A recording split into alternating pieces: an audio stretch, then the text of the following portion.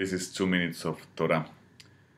This week, with the beginning of the second book of the Torah, the book of Exodus, the book of Shemot, our story stops being a family event to become a community story.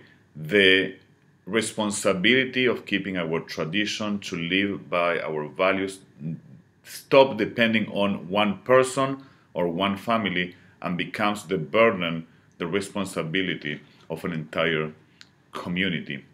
It is also the week in which that paradise that was the salvation of the family of Yaakov and his sons, the land of Egypt, becomes from paradise to hell, to prison, to slavery, when a new Pharaoh comes to power and forgets all that Joseph and his family did for Egypt.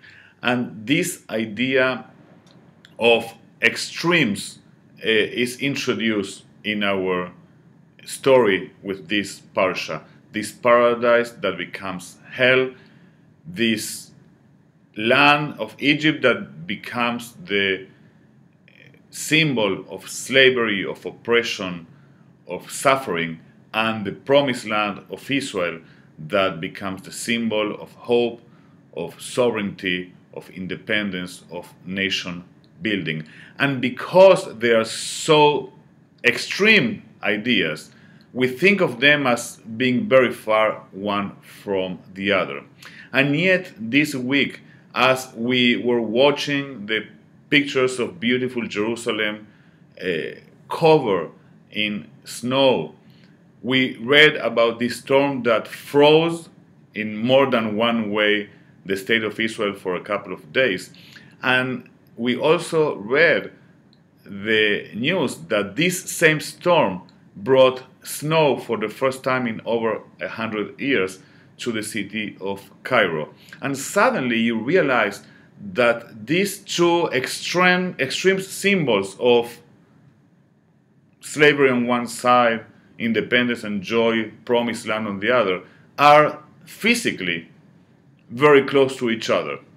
Sometimes we forget, because of the story of the Exodus and the time it took them to get to the promised land, that these two places are so close to each other. And probably they also become a symbol of other things that look extremes, that are opposed to each other and very far from one another, and they're really close. It only needs somebody to forget about the values that brought them when they are, to change the course of history the way we have seen it in so many times and the way we see it in our parsha.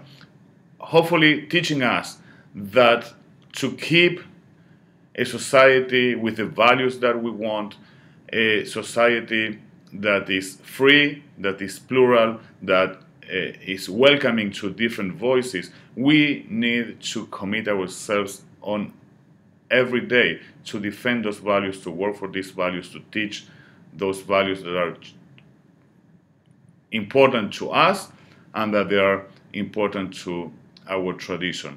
May the reading of this parsha inspire us to think about those things. I'm looking forward to seeing you. Stay warm and join us for Shabbat service to celebrate together. Have a great week.